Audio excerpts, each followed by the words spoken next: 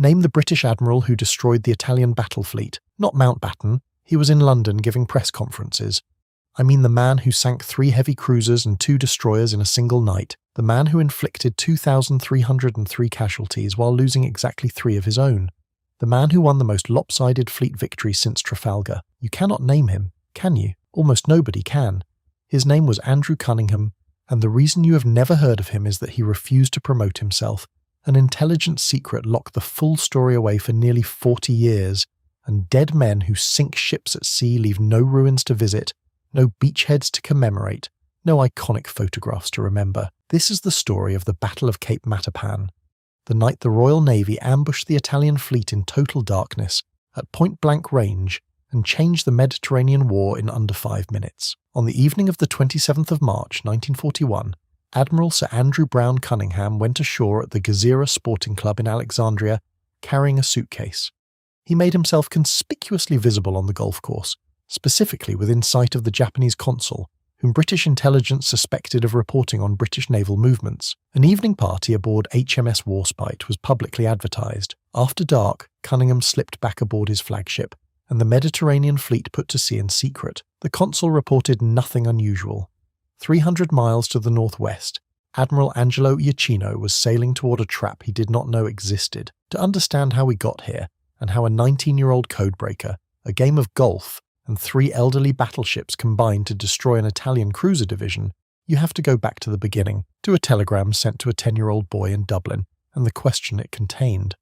Andrew Brown Cunningham was born on the 7th of January 1883 in Rathmines, Dublin. His family had no maritime connections whatsoever. His father was a professor of anatomy at Trinity College, Dublin. Both grandfathers were clergymen. At age 10, he received a telegram from his father, asking if he would like to go into the Navy.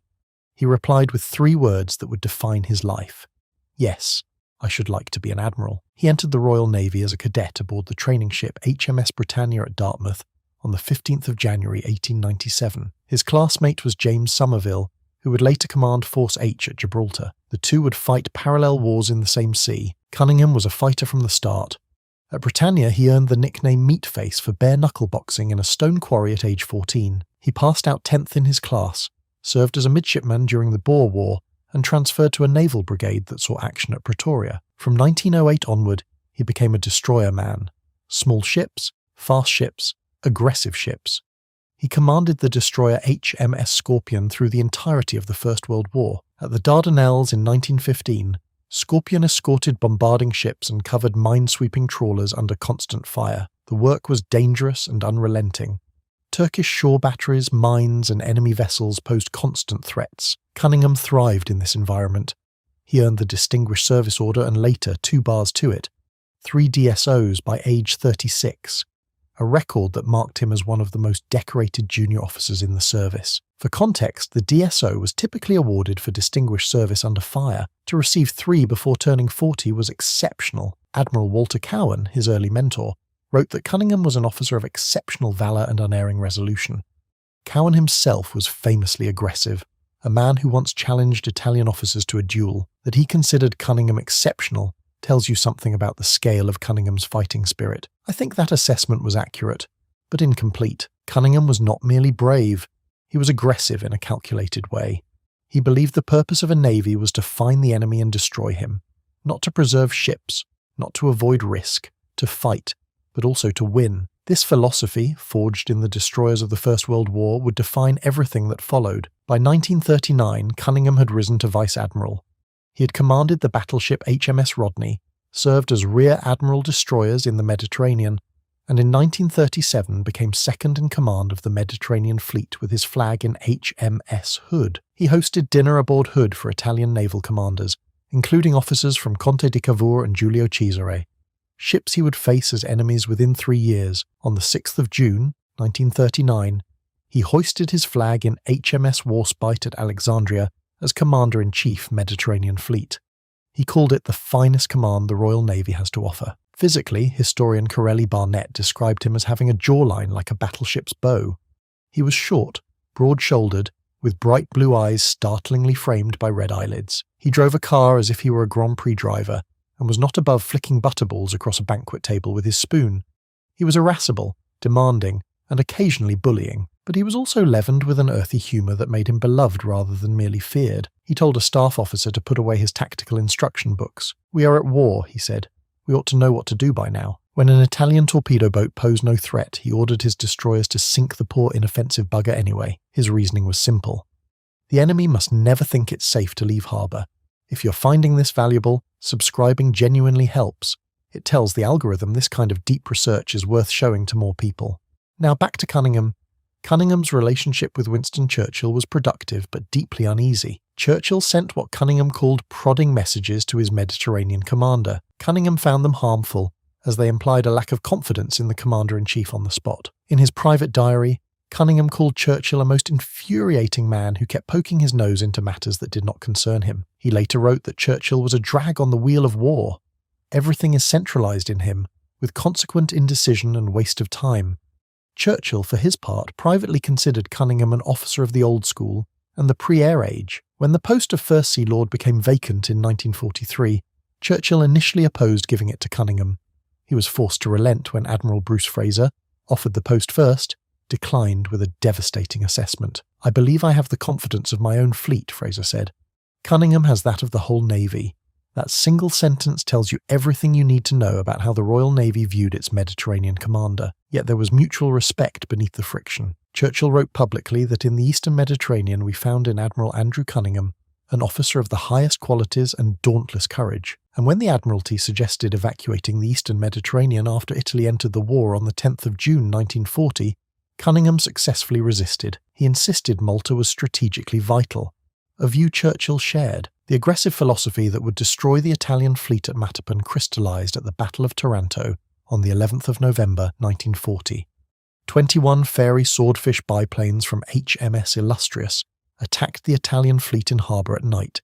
They crippled 3 battleships and changed naval warfare forever. Only 2 aircraft were lost. The cost ratio was extraordinary. 21 obsolete biplanes, each carrying a single torpedo, had achieved what a fleet action might not. The Japanese studied Taranto carefully. A year later, they would apply its lessons at Pearl Harbor with 6 carriers instead of 1. Captain Boyd of Illustrious declared that after Italy claimed the Mediterranean as our sea, the Royal Navy would rename it Cunningham's Pond. This Taranto spirit, relentless, offensive, refusing to cede initiative, refusing to wait for the enemy to come to you, carried directly into the events of March 1941. Cunningham did not believe in defensive naval warfare. He believed in finding the enemy fleet and sinking it. Taranto had proved the principle.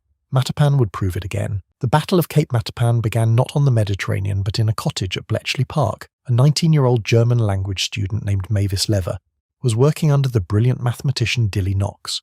She had been assigned to crack the Italian naval enigma cipher. The breakthrough came when she noticed a message where no letter L appeared at all. She deduced that a lazy Italian operator, told to send a dummy message, had simply held down the L key repeatedly. Since Enigma never encodes a letter as itself, every other letter appeared except L. As she recalled, "I picked up this message and thought, something has gone. What has this chap done? There is not a single L in this message." This gave Bletchley a significant crib. It unlocked the Italian naval rotor settings.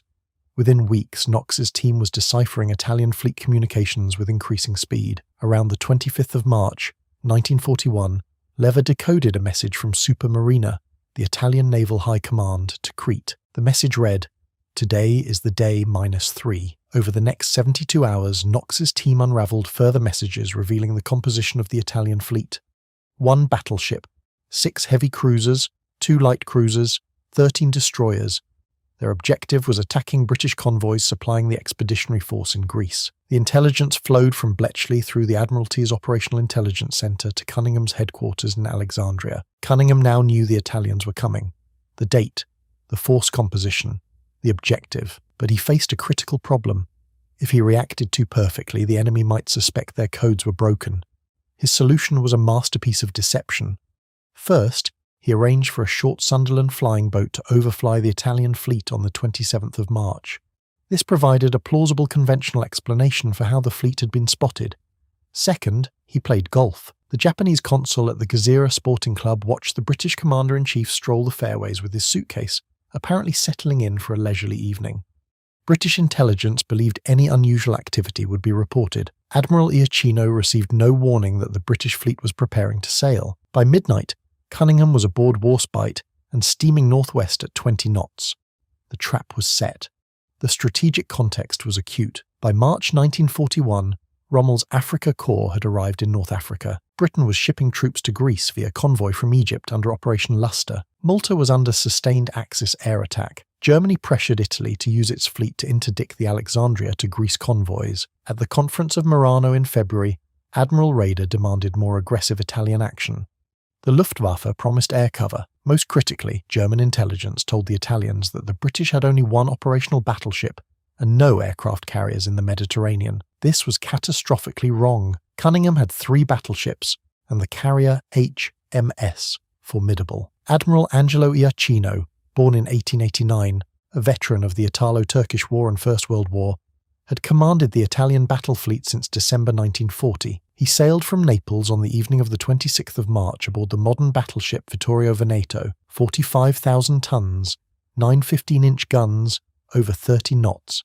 She was one of the most powerful battleships in the world, faster than any British capital ship and superbly designed. His force comprised 1 battleship, 6 heavy cruisers, 2 light cruisers, and 13 destroyers. 22 warships in all, assembling from Naples, Taranto, Messina, and Brindisi. The heavy cruisers were the real striking power of the Italian force. The Zara class, Zara, Pola, and Fiume, displaced over 11,000 tons each. They carried 8 8-inch guns and could make 32 knots. Trento, Trieste, and Bolzano added 3 more heavy cruisers. Italian cruiser design was excellent. They were fast, well-armed, and aesthetically beautiful. But they shared a fatal flaw. Not one of them carried radar. Against this, Cunningham sailed with his main striking force.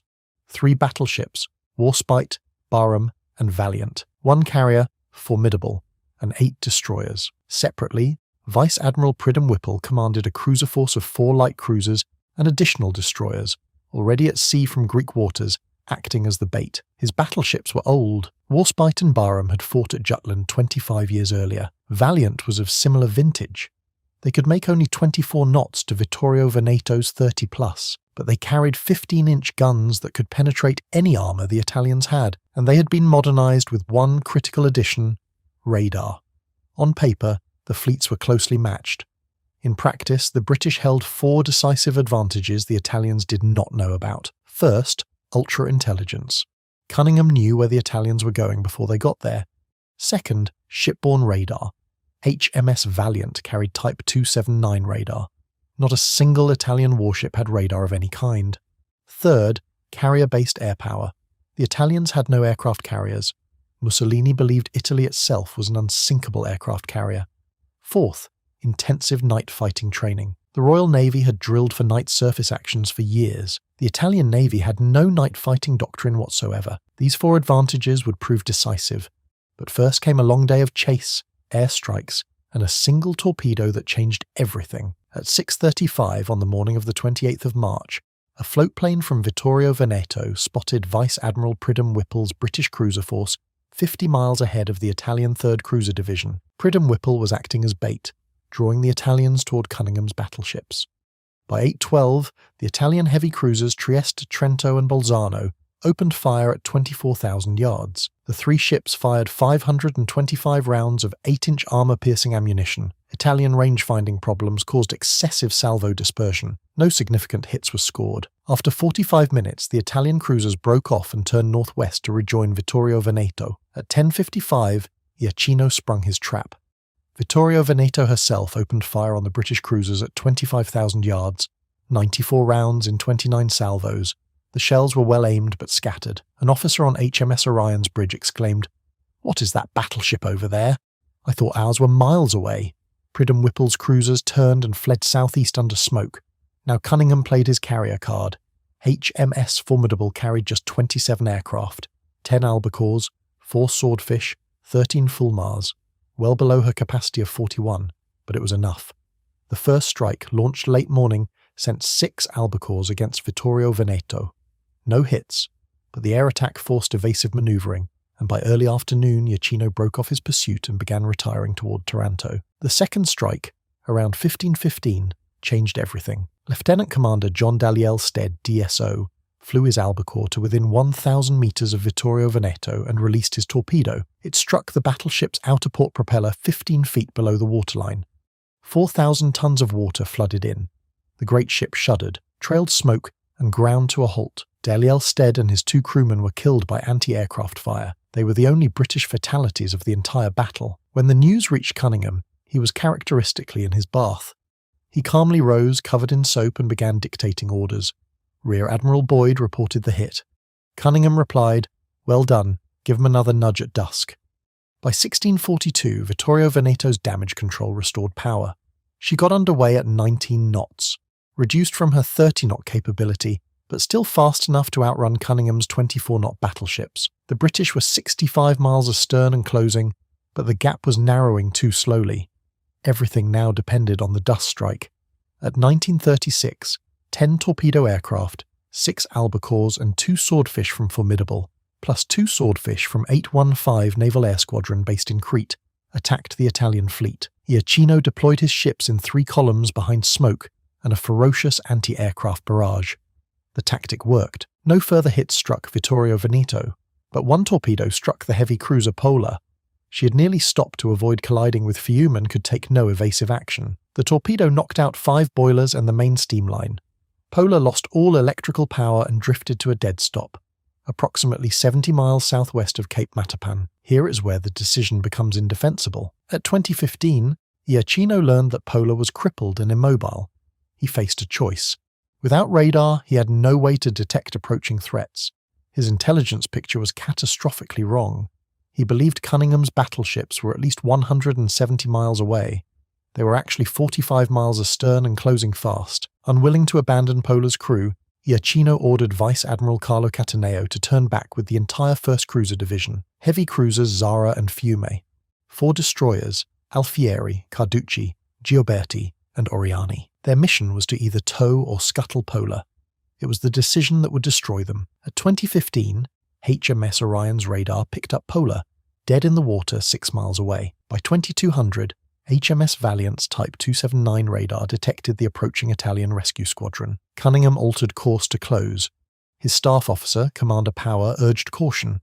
A night engagement with an unknown number of enemy ships was inherently risky. Cunningham overruled him. Gunnery Officer Geoffrey Barner described him as a caged tiger pacing the bridge. He formed his battleships in line ahead and closed the range. At 22:20, the Italians finally spotted the British formation. They mistook them for Italian ships. Their main gun batteries were not even manned for action. Italian naval doctrine simply did not envision night fleet engagements. The 3 British battleships, Warspite, Valiant, and Barham, closed to 3,800 yards. For 15-inch naval guns whose maximum range exceeded 32,000 yards, this was point blank, roughly 1/10 of normal engagement distance. Then the searchlight snapped on. On HMS Valiant, the port searchlight was operated by Midshipman Prince Philip of Greece, the future Duke of Edinburgh, then 19 years old. The beams illuminated Fiume and Zara in merciless white light. Their crews were utterly unprepared. At 22:27, the 3 battleships opened fire simultaneously. Each 15-inch shell weighed 1,938 pounds, nearly a ton. At 3,800 yards, these shells were travelling at roughly 2,000 feet per second when they struck. The impact was catastrophic. HMS Warspite fired approximately 40 rounds of 15-inch and 44 rounds of 6-inch into Fiume in 7 minutes. 5 15-inch shells struck the cruiser. She burst into flames from bridge to after turret. Her forward magazines detonated. Men were blown overboard by the concussion. The cruiser rolled to starboard, ablaze from stem to stern. Valiant opened on Fiume, then shifted to Zara. Barham fired a broadside into the destroyer Alfieri, knocking her out instantly, then shifted to Zara with approximately 6 15-inch broadsides and 7 6-inch broadsides. The noise was overwhelming. The flash of the guns lit the sea for miles. British gunners watched Italian main turrets flying dozens of meters into the air. One sailor described a turret simply disappearing over the side. Another reported seeing an entire gun barrel, weighing several tons, spinning end over end through the searchlight beams. Zara never fired a single shot in reply. Warspite's opening salvo had destroyed her electrical systems instantly. Her guns were not even trained toward the enemy. Her crew had been at cruising stations. not action stations. The only known Italian response was the aimless firing of a single 40mm gun on the wrecked Zara, a gesture of defiance that could do nothing against armoured battleships. The main engagement lasted approximately 3 to 5 minutes. 3 to 5 minutes, the time it takes to make a cup of tea. In that span, the Royal Navy destroyed 2 heavy cruisers and 2 destroyers. Fiume, a blazing wreck, sank at 23:30. Destroyers Alfieri and Caducci were destroyed within the first 5 minutes. Gioberti and Oriani escaped under smoke screens with heavy damage. Zara, absorbing an estimated 14-15-inch broadsides combined, burned through the night until HMS Jervis torpedoed her at 2:40 on the 29th of March. The crippled Polar, her crew having broken into the spirit stores and now largely intoxicated, was boarded by parties from Jervis, who seized breeder anti-aircraft guns badly needed by the fleet. They evacuated her surviving crew before HMS Nubian delivered the final torpedo at 4:03. Vice Admiral Carlo Cataneo went down with Zara, a junior sailor aboard HMAS Stuart, one of many who had joined the ship less than 2 days earlier and never heard a gun fired at night, later wrote, "At 10:15 p.m. we opened fire at 2,500 yards. The sudden violent explosion and vivid white flash temporarily deafened and blinded me, while the concussion blew me about the quarterdeck like a leaf." Captain Heck Waller of Stuart dryly remarked that his new crew members were rather anxious to know if this was a normal Mediterranean night. The numbers tell the story of one of history's most asymmetric naval victories. The Italians lost 3 heavy cruisers and 2 destroyers. Total tonnage sunk approximately 38,500 tons. Personnel killed approximately 2,303. Prisoners taken 1,015. The British lost no ships damaged. Personnel killed 3. The crew of Lieutenant Commander Daliel Steed's Albacore. The 3 Zara-class cruisers destroyed represented 43% of Italy's entire heavy cruiser strength, gone in a single night. The roughly 38,500 tons sunk constituted approximately 20% of all Italian warship tonnage that would be lost to Allied action during the entire Mediterranean campaign. The casualty ratio, 2,303 to 3, makes Matapan one of the most lopsided major fleet engagements in modern naval history. At dawn on the 29th of March, Cunningham sent his ships back to rescue survivors. The sea was covered in oil, wreckage, rafts and corpses. British and Australian ships pulled approximately 905 survivors from the water. The rescue was cut short when 16 Junkers, Ju-88s, attacked. Cunningham withdrew rather than risk ships. He then broadcast a message on the Merchant Marine Emergency Frequency, received by the Italian High Command. Due to the risk of air attack, rescue operations had ceased. He transmitted the location of remaining survivors, and he granted safe passage to a hospital ship. The Italian hospital ship Gradisca reached the scene 2 days later and rescued a further 160 men. Despite the overwhelming victory, Cunningham was frustrated.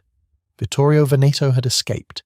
He later wrote this was much to be regretted, but weeks later, he did something remarkable for a fleet commander. He personally visited Bletchley Park to congratulate Dilly Knox and his team. Mavis Beatty recalled, "Our sense of elation knew no bounds when Cunningham himself came down in person to thank and congratulate us." Director of Naval Intelligence Admiral John Godfrey sent the message, "Tell Dilly that we have won a great victory in the Mediterranean, and it is entirely due to his girls." Dilly Knox himself gave credit with characteristic economy.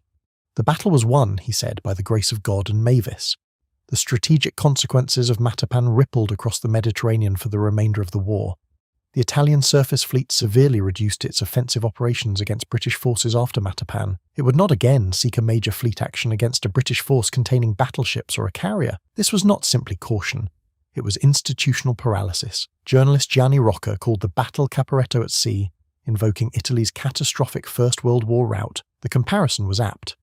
Just as Caporetto had broken the Italian army's offensive spirit in 1917, Matapan broke the Regia Marina's willingness to seek battle. Iachino himself wrote that the defeat had the consequence of limiting for some time our operational activities, not for the serious moral effect of the losses, as the British believed, but because the operation revealed our inferiority in effective aero-naval cooperation and the backwardness of our night battle technology. Both explanations contain truth, but I think the psychological dimension mattered more than Iachino admitted. Italian officers knew their fleet had been ambushed, savaged, and humiliated without ever landing a blow. They knew the British had somehow known they were coming. The fear that the enemy could see them when they were blind proved more paralysing than the loss of the ships themselves. The Regia Marina's lack of radar was staggering.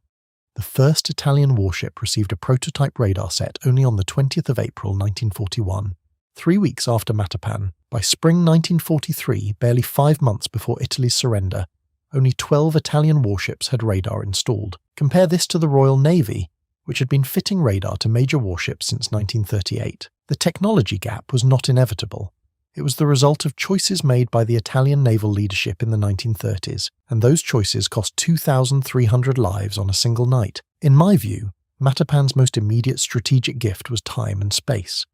The Italian fleet's withdrawal from the eastern Mediterranean meant it did not interfere with the British evacuation of Greece in April 1941, or the evacuation of Crete in May, operations that saved tens of thousands of Allied soldiers. Had the Italian destroyer flotillas engaged the Royal Navy cruisers and destroyers carrying troops to Alexandria, these already costly evacuations might have been impossible. The soldiers pulled off the beaches at Crete owed their lives in part to the dead men of Zara, Fiume and Pola, because their destruction had deterred the Italian fleet from risking another night engagement. 2 months after Matapan came Cunningham's greatest test of moral courage, when Germany launched its airborne invasion of Crete on the 20th of May, 1941. Cunningham threw the Mediterranean fleet into the evacuation despite catastrophic losses to Luftwaffe dive bombers. The Stuka pilots had learned their trade over Poland and France. Now they descended on the Royal Navy with deadly precision. Cruisers and destroyers were hit repeatedly. Ships that had survived Matapan were bombed and sunk. The fleet was bleeding. His staff and army generals expressed concern about losing more ships. The arithmetic was brutal. At the rate the Luftwaffe was sinking them, the Mediterranean fleet might cease to exist as an effective force. Cunningham delivered the words now carved into naval tradition. It takes the Navy 3 years to build a ship. It will take 300 years to build a new tradition. The evacuation will continue. This was not bravado. This was a calculation about what mattered. Ships could be replaced. The Navy's reputation for never abandoning the army could not. If the fleet withdrew and left soldiers to die or be captured on the beaches, something would break in the relationship between the services that might never be repaired. Of 22,000 men on Crete, 16,500 were rescued, at the cost of 3 cruisers and 6 destroyers sunk and 15 major warships damaged. Over 2,000 sailors killed or wounded. Some historians have questioned whether the cost was justified. I believe it was, not because 16,500 lives were worth 3 cruisers and 6 destroyers, though that equation has its own grim logic, but because Cunningham understood something deeper. A navy that abandons its comrades is not a navy worth having. The tradition he preserved at Crete would carry the Royal Navy through the next 4 years of war. In November 1941, Cunningham witnessed the horrible and awe-inspiring spectacle of his old battleship Barham exploding after being torpedoed. 862 men killed. He was sent to Washington in early 1942 as head of the British Admiralty delegation, then returned to the Mediterranean as naval commander for Operation Torch under Eisenhower. The friendship that developed would last a lifetime. Eisenhower wrote in his diary, "He remains, in my opinion, at the top of my subordinates in absolute selflessness, energy, devotion to duty, knowledge of his task, and in understanding of the requirements of Allied operations." Promoted to Admiral of the Fleet on the 21st of January 1943, Cunningham coordinated over 2,500 ships for the invasion of Sicily in July 1943. It was the largest amphibious operation in history to that point. Over 160,000 troops landed on the first day. The planning was immense, the execution flawless, and Cunningham oversaw every detail. In September, he received the Italian fleet's surrender at Malta. His signal to the Admiralty read, "Be pleased to inform their lordships that the Italian battle fleet now lies at anchor under the guns of the fortress of Malta." There is something almost poetic in this. The fleet he had hunted for 3 years, the fleet whose cruisers he had destroyed at Matapan, the fleet that had cowered in harbour while he ruled the sea, now lay under his guns at the fortress island he had fought so hard to preserve. The signal was terse, as Cunningham's communications always were, but it contained a lifetime of vindication. On the 5th of October, 1943, following the death of Admiral Pound, Cunningham became First Sea Lord, the professional head of the Royal Navy. He served until June 1946, overseeing D-Day naval planning and the war's final stages. He retired to Palace House, Bishop's Waltham, Hampshire, with his wife Nona. He published his memoir, A Sailor's Odyssey, in 1951, 700 pages, beautifully written and absorbing, and characteristically modest. He wrote of himself, Fortune favoured me at every turn. He died suddenly on the 12th of June 1963 after attending a meeting at the Admiralty. He was buried at sea off the Nab Tower, Portsmouth, from HMS Hampshire, a fitting end for a man who had spent his life on the water. Every serious assessment reaches the same conclusion. The New York Times in October 1943 called Cunningham often termed the greatest British admiral since Nelson. John Winton titled his biography Cunningham, the greatest admiral since Nelson. Professor Andrew Lambert named him the finest fighting seaman of the war and a master of command. I believe these assessments are correct, but the question at the heart of this story is not what Cunningham achieved. That record speaks with devastating clarity. The question is why he remains invisible in popular memory. The answer involves four interlocking factors. First, the ultra-secret locked the full narrative away for decades.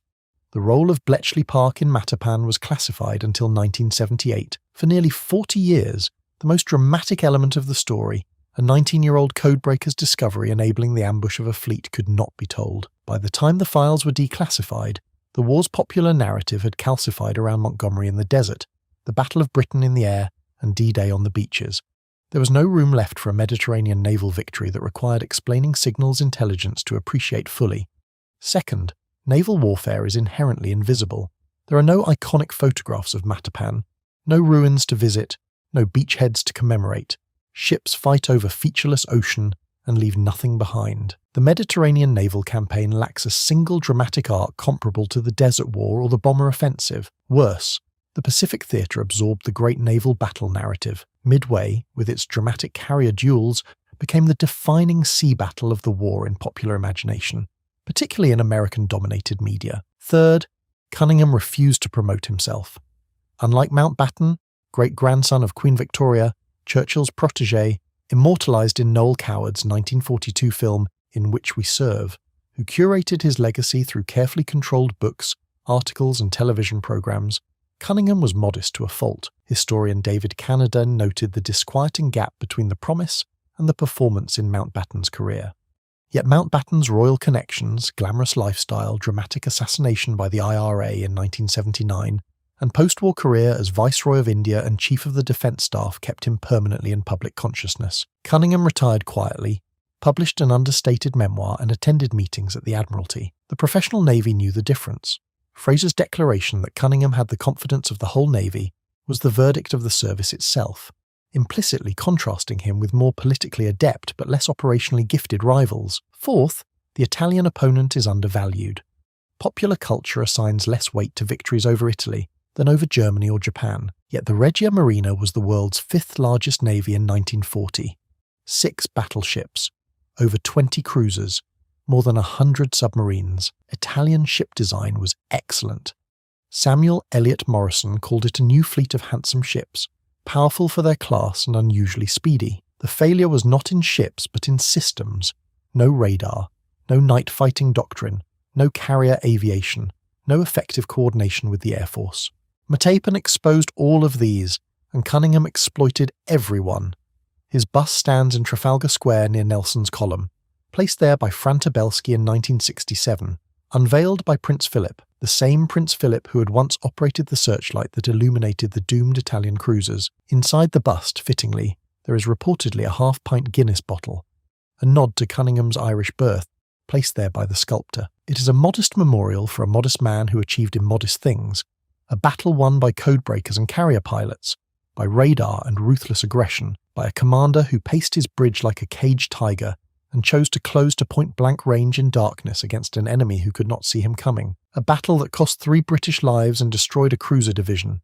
A battle that severely reduced Italian willingness to seek fleet action and secured the Eastern Mediterranean for 2 critical years. Andrew Cunningham was everything a fighting admiral should be. Aggressive, decisive, willing to take risks, protective of his men but willing to spend their lives when the cause demanded it. And above all, victorious. The question is not whether Andrew Cunningham deserves to be remembered. The question is why we ever allowed ourselves to forget. If your father or grandfather served in the Mediterranean fleet, aboard the cruisers or destroyers at Matapan, or in the battles that followed at Crete and beyond, I would like to hear about it.